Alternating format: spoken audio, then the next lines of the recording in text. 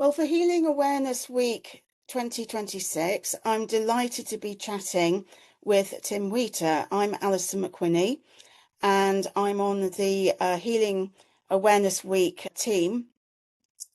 And I'm chatting today to Tim, who is a renowned healing musician, to talk about his music and healing. Thank you so much, Tim, for agreeing to do this. I'm very excited to find out more about your work. Now, you've often been described as the founding father of sound healing in the West. Your healing music work focuses on integrated sonic medicine, which uses frequencies, vibrations, and specific musical techniques to restore physical and emotional balance. Now, your commitment to sound therapy began with a personal health crisis. Would you talk us through that journey to how you got to today? Okay, yes, of course. I can't think of the date. I think it was 1984. I was living in. I'll make it very short because I Of course. could a whole book about this actually. Or more. I was traveling. I was very busy traveling, playing, etc., etc. I'd been away to play in Switzerland. I got back on. I do remember the date, 6th of July, because it was my birthday actually. There So, we go. right, yeah. So I arrived back that day.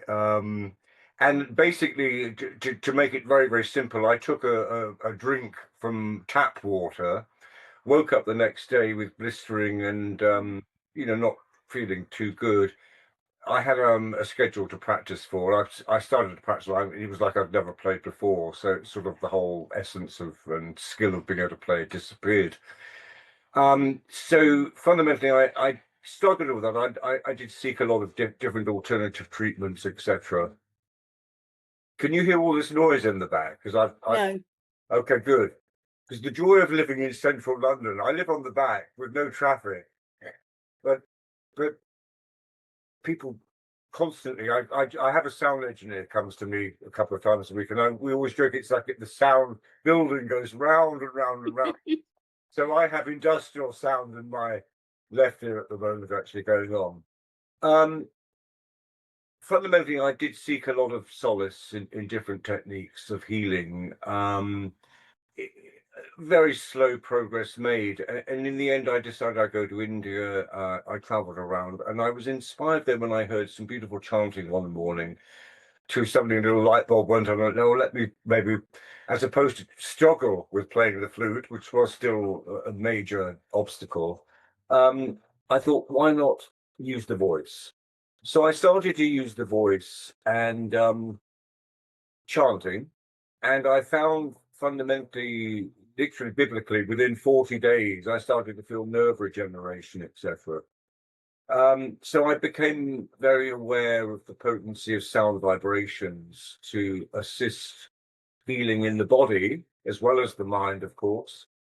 Um, and I fundamentally have progressed since then. Actually, basically, I did. I mean, just to conclude the story, I did change a lot of techniques of how I play, and it basically inspired me to move into this realm of sound therapy, sound healing, which in my naivety in 1988, or actually, yes, I beg your pardon, it was 1988. I'm glad that sort of leapt out of my software. So erased 1984. That was a very interesting book. Look at 1988, and fundamentally, I in my naivety thought at that time, I thought, oh my gosh, have I invented sound healing? Because I can obviously feel the benefits. Unfortunately, my other side of the ego decided to research a bit, and I did find, in fairness, that there were a couple of people in America, um, Stephen Halpern and Jonathan Goldman, that were just starting to explore at that time. So fundamentally, I kind of leapt onto that process of researching and developing sound that could really assist people in almost like a medicinal way. But we're talking holistic medicine, obviously here. Of course. Um, so yeah, so fundamentally, I, with those two chaps and others, many other wonderful people that have followed, I was very much part of that launch of that philosophy, let's say. And so it continues to this day. And of course, now it's a huge, well, it's a market that's expanded enormously. I mean, I'm sure you're seeing this as well. I mean, it's I live in London, and obviously here there's incredible interest constantly going on, actually. Yeah. I mean, I'm trained as a spiritual healer, but I've done a workshop in sound healing, and quite often I will use sound along with my spiritual healing because I just find it really helps, and particularly helps the client get into the parasympathetic state much more easily. What are your core healing practices within the sound healing? So, are there particular instruments you play that you find better for it, for example? That's a really interesting question, actually. I play a lot of instruments. I'm not very good on stringed instruments, I have to say. I'm in a very, very basic technique there. But a lot of wind instruments, percussion, piano, etc., etc. Um, I think maybe the answer to the way I would put this, I think a lot of it comes down to the intention you put into your work. So in many instances, it can, you can transfer that intention. And if you have some knowledge or ability upon a variety of instruments. Now, I'm being guarded here because I read something recently, because as I said, this is the whole essence of sound healing is, it's really expanded hugely. And a month or so ago, I read, there's a lot of people coming into it fresh and new to it. And they said, "Oh, do you think I can do a sound healing session on bongos?" And I thought, no.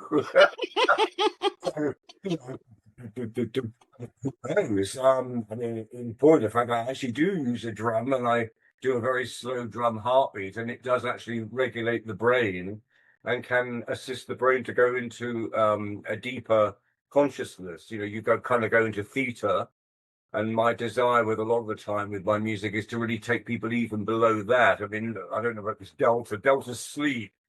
Having said that, a lot of people apparently do use my music to go to sleep too, which I take as a compliment. Yes, I would. I would. It means it's working. Um, I've actually just finished a brand new flute album, and I was just laughing to myself about this. And it was finished a few weeks back, and it's not released yet. So just so there's nothing available. But in the last moments of completing it, when you're listening back and making little adjustments, I did find once or twice I was dozing off actually, and I thought to myself, "Oh my gosh, this is wonderful! It's so relaxing, in a way." So yeah, I mean, so the core of this is that yes, that sound really can assist one to go into an altered state. That's how I actually describe it a lot of the time. I mean, it's really almost like a removal from our everyday, um, which obviously we can't deny. We live, in an advanced modern Western society, and so there's, as everybody knows, there's a lot of things to deal with. Um, I mean, prior to this, I've lived in the mountains with nothing, no electricity, and you've got to go and collect your water. It's a different kettle of fish, actually. So, but no, in our modern society, obviously, there's a lot of things to deal with. And naturally, and I'm sure this comes into the broadening of your field, um, fundamentally, people do need assistance to help them sort of balance, let's Yeah, say. Yeah. Are you yeah. sure you're okay with the sound? I'm not hearing your sound at all. I tell you what, listeners, you're very fortunate because I don't know what, almost sounds like a chainsaw doing a tree. And then I've got some guys, I have stereophonic drills going on this time. And a lot of the time, I've actually had this for a few weeks. And at the moment, I'm finishing yet another album, very, very delicate. And when I work with my engineer here, we joke, we sing, I don't know how we make this sort of celestial angelic music with these sort of mechanical drills going on. I was about to say the sound healing is sandwiched by the drills. Well, it is to a degree, but I think, for me, our mind is, our reality is in our mind, so Of degrees, course. to degrees. So I kind of, with exception now, I'm having to focus, but try and ignore it actually. And yeah, I bypass it hopefully to a degree as well. I mean, it's the essence of modern life, and as I said, I'm living in central London, so it's Yeah. good. What are your notable healing works, would you say? Oh la la, that's a very hard question to answer, Alison. I tell you why. Because each of us has a different reaction, so it is very subjective to a degree. I mean, for me to remark on my own work is in fact, it's a very hard thing. I mean, and I also have to confess, when I finished something, usually I've moved on to something else. And what I've just finished sort of, gets sidelined, and then it's obviously exposed more generally and broadly. Um, Having said that, no, it's a very difficult question to answer because I think there's a number of CDs or music that I've created that does assist people in different ways. I have a few favorites, etc., but as I said, it's an individual thing, one man's meat and all that, So Sure. yeah. Do you feel that anybody can experience healing through music, or does it require an openness or belief, do you think? To actually have a good reaction, positive reaction. Yeah. Oh, well, I think fundamentally, and again, this is within all our the realm of what we're working with. I think there has to be an understanding. There has to be a willingness. Um, if and I'll try and explain that. I mean, obviously, people have, let's say, uh, consciously, let's say in my case, they've taken a CD or they've come to see a live performance or something. I mean, they come with a certain intention to receive, so there is that willingness to start with. Um, Overall, let's just say people aren't aware of, oh, this is going to, benefit me or whatever. I think there are striking reactions that people can have. I mean, often with my music, I guess people they go, oh, this is very nice, and this, oh, I feel good, I feel relaxed, etc. So there is that element actually. It's just an individual recognition.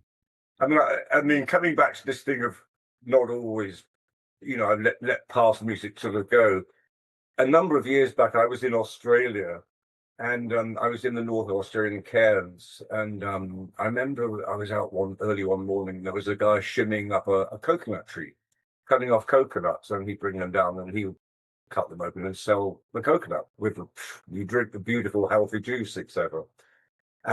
Anyway, we struck up a sort of discussion, friendship. We found we had a couple of mutual friends in common, which was extraordinary. I'm the other side of the world. And at the end of the morning, he said, "Oh, do you want to come back to my place in the bush, as they call it? Which means you're going to drive a few miles into a kind of remote wilderness." So I said, "Yeah, he was a lovely guy." I went back, and he had this little sort of hut house, quite isolated on its own. And we parked, and as we were driving in, his wife was obviously still at home, and she was playing some music. And as we walked in, I said, "Oh, this is lovely music." And just to qualify this story, we hadn't exchanged names at that point. And I said, "God, this is lovely music." And he said, "Oh yeah." I won't do the Australian accent, but he said, "Yeah, this is Tim Wheeler. Green Green before the race." And I said, "Well, that's me." Very quick, actually. But I think that's personal to my memory, if I'm honest. I'm of late. We've been doing a lot of work in a more youth market where we've been playing quite famous electronic dance clubs in London, believe it or not, even at my age, where we combine with DJs who basically join in at the end of what we're doing, and they do a few bass notes, etc. They do a little bit of addition. Prior to that, 2 or 3 hours before the club sort of builds up the clientele, they play, and this gives you clue to the whole story. They play some of my music called the Bliss Codes, and it's playing and playing and playing. The first three occasions we went, we'd go obviously a few hours early for sound check. I would always walk in. I mean, they joke about this now, and I'd say, "Oh, this is really, really nice." And they say, "Tim, this is your Bliss Codes." And of course, and it happened to me 3 times. I Wow. walk in the back entrance of this last place, and it would be quite loud playing. Like, oh, that's lovely. And they'd look at me again. now, now I now I have an anticipation, let's say. Yeah. So it is basically personally for me that I move on to new pastures quite regularly. Um, but I do have a signature sound in my head that increasingly and I'm trying to recreate. So I have an internal soundtrack going on, let's say, between my ears, which this will be possibly quite interesting for some of your listeners and viewers.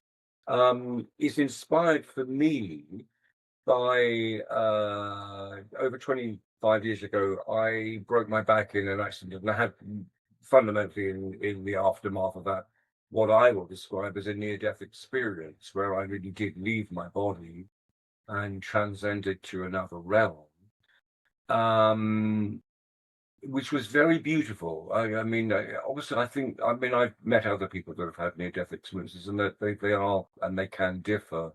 But for me personally, it was as though I was suddenly, I would probably use the word floating or immersed in this, it's beautiful river of sound and light just moving. And I became at one with this sound. And I could hear there were deep resonant voices and wonderful harmonies and harmonics happening. Um, and that really has inspired me to internally hear this celestial soundtrack that I experience personally. And I'm now, I'm very inspired to be doing this. I try to, particularly in my latest works, to convert this into sonic landscapes. Um, and I'm quite close to what I heard actually, and I'm usually surprised in my voice because I'm obviously delighted about that. I work with a very young engineer who trained at a studio called Abbey Road, which is a very famous Yeah. elite sort of institution.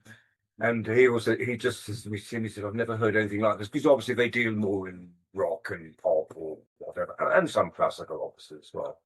Um, and he identifies it as being a sound that he has never experienced before. And I joke when I work in very hard. I say, "James, I'm so sorry, I'm working very hard." He says, "Tim," he said, "No," he said, "I know you do." He said, "But for me, this is a whole new world of sound that I'm experiencing." So that's what I get up to a lot of the time at the moment. Wonderful. Do you ever feel you're channeling when you're creating music? Yes, um, in a very innocent and humble way, I do. I'm very aware, hopefully, and conscious of all the energies that surround us and that are part of our universe, beyond our world. Um, so yes, I do feel that, as I said, with the greatest humility and indeed gratitude. Mm. Um, I think a lot of it, one has to again be open. It's a state of mind, as probably I'm sure so many of you are aware of that, and you're bringing that intention to your thinking and that belief into your action. Um, so yes, I do.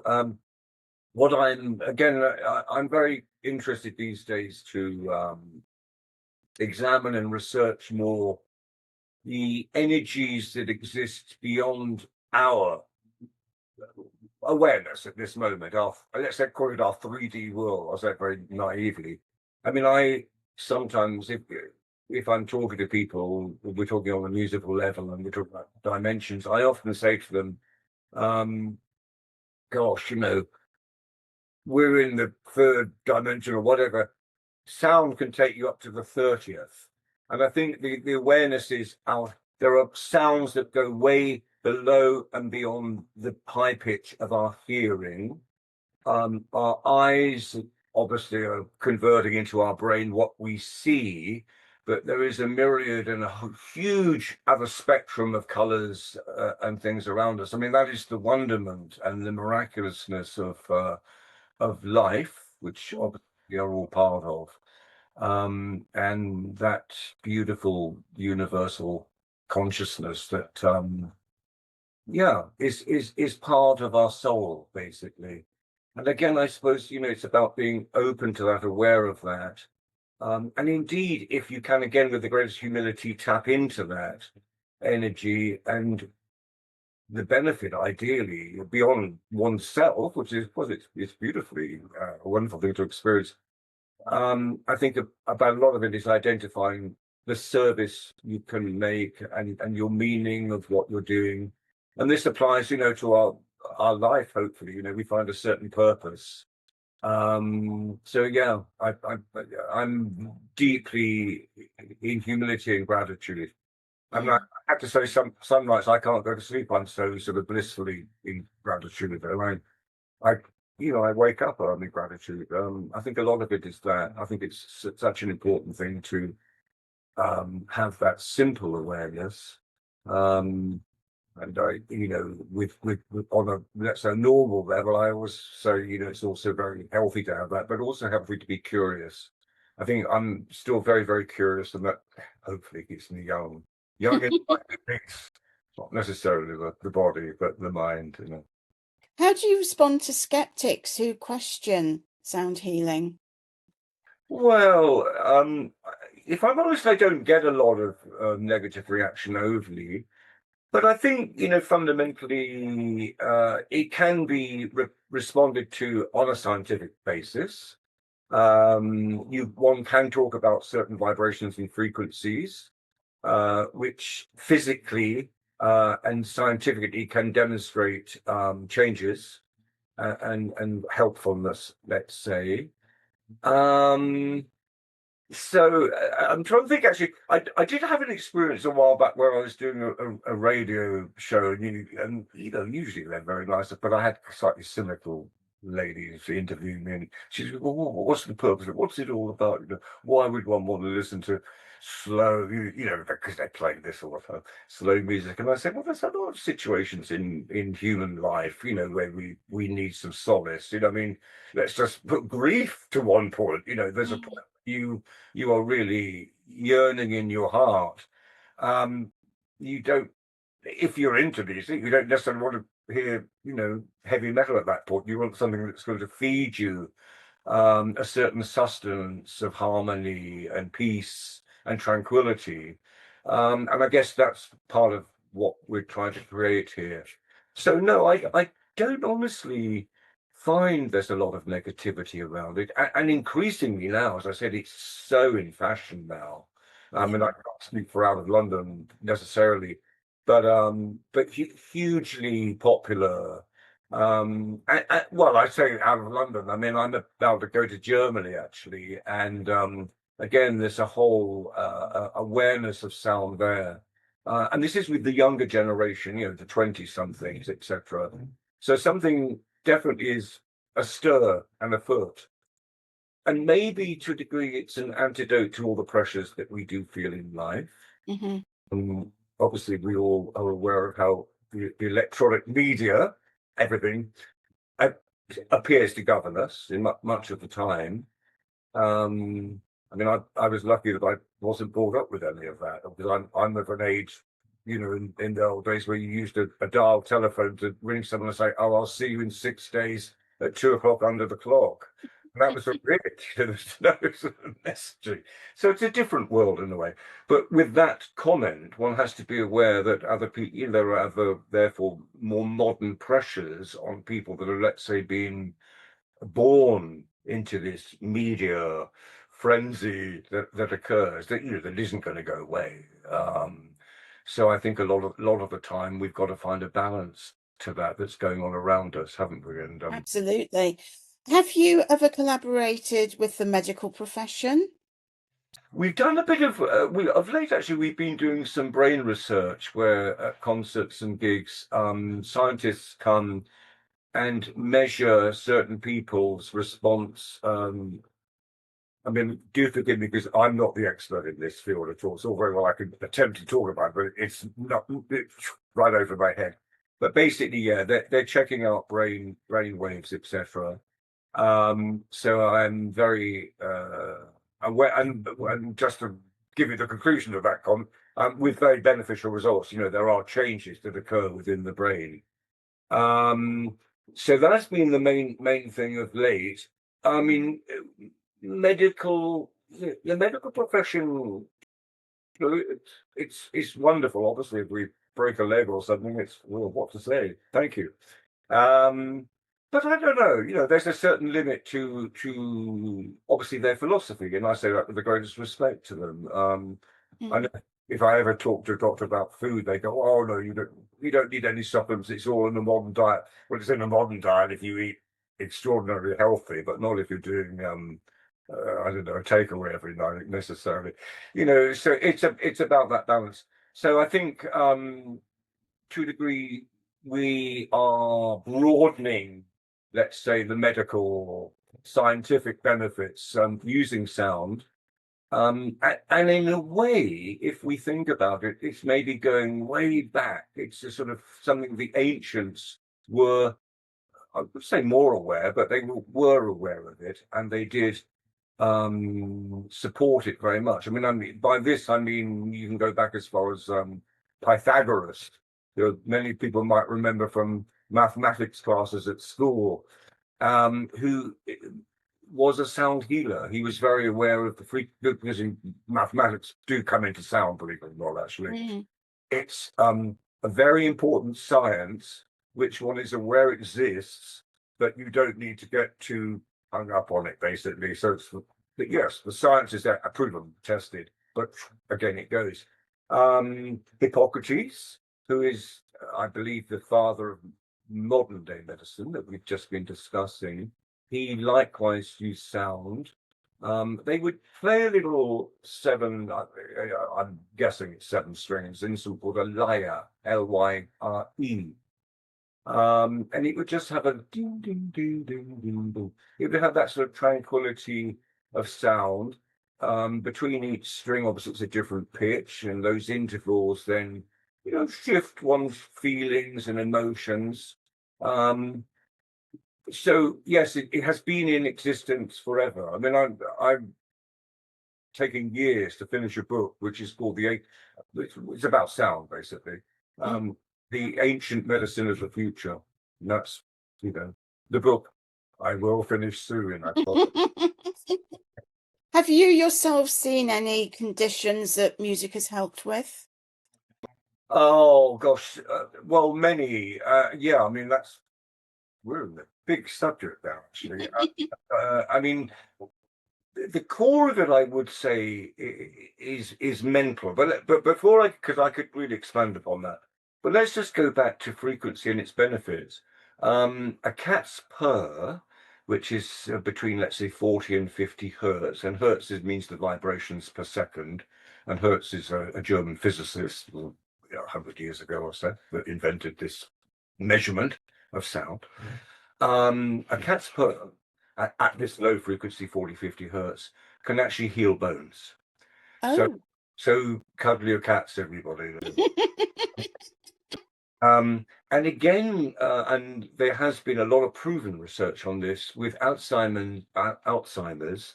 Um, Apparently, again, that same frequency, 40 hertz, 50 hertz, can really benefit that condition. I know specific, and just so you understand, 40 hertz, it's quite low. It's not, Mm, I mean, it's very audible, but it's not a high pitch. It's a, something in the bass register, let's say. Parkinson's likewise responds to 40 hertz. So there are some scientific results that are documented that do exist for that.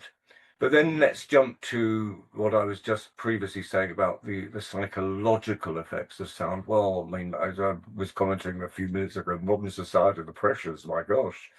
Um, I think many people do need, I said as great respect, calming down. They need to allow themselves to calm down, and they obviously want to calm down. I mean, in the past, we on occasions would go into corporate situations to play music for them. And on a very simple, basic level, you would find majority of the executives would, if they would comment about their condition, would be insomnia. No, nobody's sleeping enough or well enough. Um, so even there, something as I was going to say as simple, but as essential as that, can really benefit, obviously, from calming sounds that help people just come out of their rational, everyday thinking of the I don't know the car or driving or the work, whatever. So yeah, to a degree, I think music is used as an escape, a very healthy escape for Mm. people from the stresses of reality. I'm not going to knock reality because I think we live in the most miraculous, wonderful world, actually, with its human flaws, let's say, which we have to obviously try and address and balance. So no, there are, I think, many conditions that will benefit. I'm not going to sort of test the common cold necessarily, but a lot of things. I mean, bear in mind there are a particular, if we frequencies is quite an interesting scientific area to go into. Which one point I did retain a lot of incredibly detailed knowledge of it. Fortunately, I passed this all on to a young lady called Cherub, who I've worked with for 15 years, and she's retained all the science, which I've now forgotten. And so if ever I need to make a comment, I say, no, what's the frequency of the arm? And she'll, oh yeah, 137, and then she'll quote back to me the numbers. So yeah, there are many benefits, as I said, just from broadly relaxing people, which is essential to physical ailments of bone mending. And animals can benefit from it as well, can't they? They can indeed. And Yeah. I did work with a lovely lady called Elizabeth Whiter who works with animals and I stuff. know Elizabeth, and I was going to mention her myself. Yeah. Um, And she's very dedicated to that, and I think it's yeah. a beautiful thing. And yes, I mean, coming from an open heart like her and other people, I think it's a beautiful thing to do. And yes, they do benefit. I often see in people playing instruments, and the animals do react. I think it's beautiful. I believe a lot of work though is also done specifically with tuning forks, and they're it's like a little metal you hold. It's like literally a prong thing, which as you strike it, then sets up a vibration. Uh, and there are two kinds of tuning forks, and this is quite a good education for you. So one you strike, and it's like "Doo," and you're hearing it, and the other you strike, and it has little weights on the end, is much quieter.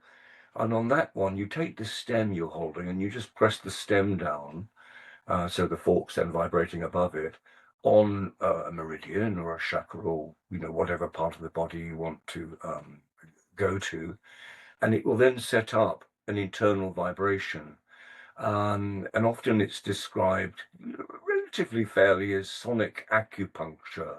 So you're literally, you're encouraging this vibration to flow and enter into the body through the skin, which of course is a conductor of sound Mm, as well as the ears. yeah. Um, a couple of years ago, Elizabeth did a gong bath for me, a gong bath party. We did it in the countryside. And the next day, I got all these emails from local farmers. And I thought, oh my goodness, I've upset the farmers because we did it outside. Yeah. But no, they were all saying that the gong bath had really relaxed their animals. And when was the next one? That is fantastic. I didn't know that story, but that's wonderful. I often talk about an example where apparently some farmers play music to their cows. Mm, Um, in many instances, it's not necessarily my music, just not advertising it, but a lot of, Mozart or whatever. And apparently their milk yield increases quite dramatically. So, yeah, something's going on. something's going on, isn't it? If you think of the potency and the power of sound, it's something which, I can't touch. I can't, get hold of it. I can't see it. So it's this invisible energy. And again, we're coming to this thing of our human awareness and then the potential that goes way, way beyond our human awareness that is present. It's just our faculties are not open enough. I mean, I don't know. I'm going to think about this more, but I think maybe in the past, maybe humans were more, I'd say conscious, but they had broader abilities to receive and transmit signals. I often think maybe, how did the Egyptians do what they did and what does it mean? And there was obviously something very extraordinary going on. And I was actually over there a year ago. We did a long tour in Egypt, and it was astonishing. I just thought I would love to know more. I'm sure some of your listeners and watchers probably know more than I, but I did think it was something magical. Um, yeah, beyond at the moment my comprehension. So there we have it. These energies and thoughts and things that occur that even go beyond our human capacity. It's a beautiful miracle, isn't it, that goes on all around us. Indeed, yes. Where do you see the future of sound healing going? Well, and I'm not sure how it can particularly technically or scientifically move on from, let's say, where I am and many others at this moment in time. I mean, all I can say at this stage of my life is that I can just support what I know. Um, I've got an open mind to the use of electronics and AI. I was rather, I mean, AI will come in, meaning the robotics, etc. I'll come to that in a minute, actually. But certainly in terms of electronics, I did hold a certain skepticism at the beginning, thinking, will this, because I'm a great believer in real life organic sound, will this convert, through wires and coming out through speakers, etc. And I did have an experience where I was recording a few years ago this album that I mentioned previously called the Bliss Coast, which is just this long, undulate, changing landscape. But it's basically built up on particular notes that are part of a scale called the solfeggio, which is quite a high tuning. Um, and I remember we finished it, and the producer I was working with at the time said, "No, Tony," said, "when you're home," he said, if you wouldn't mind, I need you to ring before midnight so that we can log in the proper title for this because I've got to send it off to be mastered or whatever." So I got home and I put it on my electric system. And as soon as it started, it sort of, and I hadn't got this title obviously. As soon as it started, I was like, it sort of elevated me, and it came to me. But I thought, well, the Bliss Codes, and it took me a minute to come up with the title as soon as I turned it on. But the important part of this story is that yes, for me it did convert through the speakers. I got Mm, a similar effect. So isn't that lucky for us all? It doesn't stop the ability to receive fully. Coming to AI, now that is yeah. we're on a topic there, aren't we?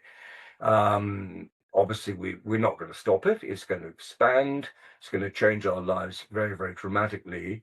In some instances, I hope, with optimism for the good.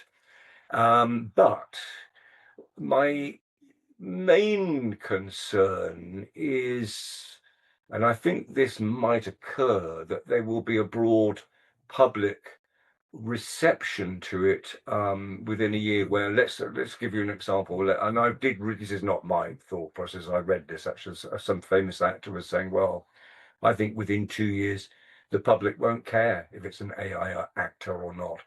And I have had similar thoughts around music because, in fairness, I'm not trying to defend AI, but I have heard some examples that do copy very, very well. I mean, but the big but is it doesn't necessarily have the human input.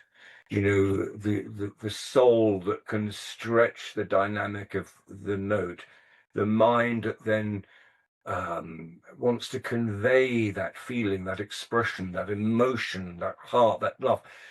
And yeah, because a machine will never be me or you or anyone Mm. else. And it can't set an intention.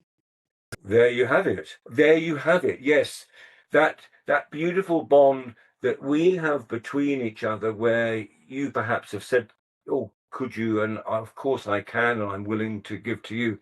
And that's so interesting you said, because I was only talking to some students the other day. We were talking about purveyance of sound, how you deliver. And I say, it is the delivery. It is as though you are a postman and the sound, you're offering it. It's this As a beautiful, gift. absolutely, Mm. absolutely. And so, and aren't we amazing how sometimes telepathically we can all correlate with each other? And as I said, I'm in awe of how the human spirit and our abilities. But coming back to what I was just talking about, I do think in a broader way, the public might, in the main, they might receive all this without much. It's not their fault if they're not aware of what it is or what it isn't, but without much awareness of the difference. Let's say I'm trying to be very polite how I put all this. Um, I think, therefore, and you kind of, I don't know, moving on from the topic, what even we're talking about, you can see this within everybody's. Whenever I walk, everybody's got their head down on a phone, Mm. and you sit on a tube, and I don't know, there's 60 people in a tube carriage. I'm the only one that's not on the phone, and I'm kind of looking at, the posters, and I like to look at people and whatever. But I am aware that we do have this thing going on, which is, well, I don't know, we're very involved, let's say, in our electronics. So I'm a little bit of a maverick where I respect, and I think they're tools that we will have to use. As I said, it's undeniable, unless we go and come back to my hilltop with me and live with no electricity, it's going to happen around us. So I think there has to be a willingness to accept it. But I think the important thing for us is to balance, Mm. hopefully, I think the main thing is for us to keep thinking individually for ourselves, what do we really think about all this? And, we come back to the essence of being human, and our individual unique emotions and feelings, and what stirs us, inspires us, makes us sad, makes us happy, makes us move, makes us sleep, all these different things. I mean, it's extraordinary in a way. We are a kaleidoscope at work within the universe, are we not? Absolutely. And the thing is, you touched on earlier the beautiful spiritual connection that you had by that brook where you were picking up this sound and you've been trying to emulate it. AI couldn't do that. AI does not have a spiritual connection. Quite right, quite And right. I think that's so important in this area of work, You're right. to recognize that. Although it can copy, it doesn't have that connection. I thank you for saying that. Actually, you are quite right. I mean, I think, I mean, personally, I jig what I do more and more to make it very human, in terms of I don't necessarily work too mathematically within time signatures. Meaning, very rigid dot dot dot dot, on the beat. I like to sort of flow through it a little bit more expansively. And I do sometimes think to myself, machine, you won't be able to do Mm, that. mm, There's a little bit of pride comes into this. But, a lot of people are conditioned and indoctrinated into that. I mean, mm, even in my world, when I work with new people occasionally, with a little more in that sort of electronic field, um, they are, I'm not trying to critique them, but there is a certain rigidity. So when I say, oh, no, no, just drop all those beats, let's pull it back, and let's just put the sound very distant at the top. They look at you like, but why? If it goes distant, you can't, it has to be everything. They want everything up front, sort of there. Um, so I do, and just to qualify what I'm also saying, a lot of when you do record music, what's it called? Anyway, basically, there are there's software that makes everything rigidly in time. It's sort of military almost. Which, yeah, if you're doing a dance record, probably is what you have to do. But it doesn't necessarily give you the expansion of time and Mm, I think I'll give you an example just using speech. So it would be the difference between, look at that, it's all the same words, beautifully in time, as opposed to me making the words flow more freely. So it's that process where we consciously do one or the other, basically. and I think that if you're looking to use sound as a healing and relaxation, you're looking for that flow rather than the rigidity, aren't you? The rigidity immediately, in my mind, raises the blood pressure, whereas the flow helps calm it. Yeah, I absolutely agree with you. The only way, with a slightly sort of soft process of a beat, Mm, sort of a lilting beat, I do occasionally do a slow heartbeat drum beat, occasionally, which I'm aware, I think I mentioned this at the very beginning, can allow people to suddenly pull the mind and the heart goes slower. And there is a key word within the process of sound and sound healing and therapy, entrainment. It's where the sound you receive can then influence the speed of your organs fundamentally. mm. Moving on from the human body, I mean, I'll give you an example so everybody understands this. So you can have two grandfather clocks, those big column clocks, which we never see anymore actually, but tick tock, tick top, and you'll find you introduce another, and it's tick tock tick. Eventually, and this is true, eventually they will start to tick together. Amazing. It's called entrainment. Do you know what? I don't know how it does it, but it is true.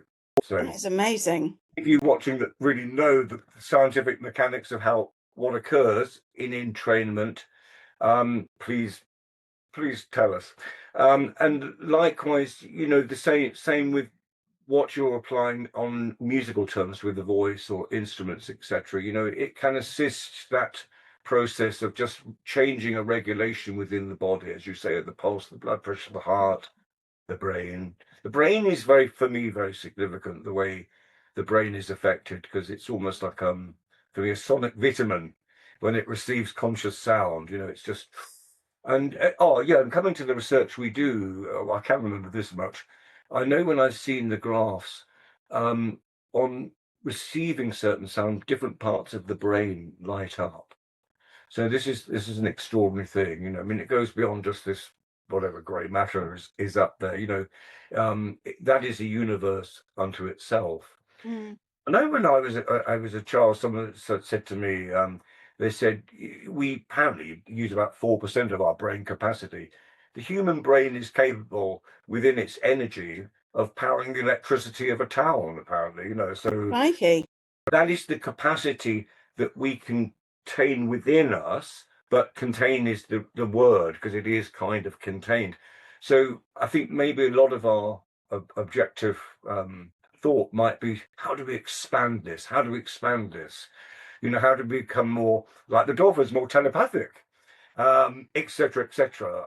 And I think this is an area which will increasingly, yeah, come to play, and people would be aware of it and start to work out how to expand.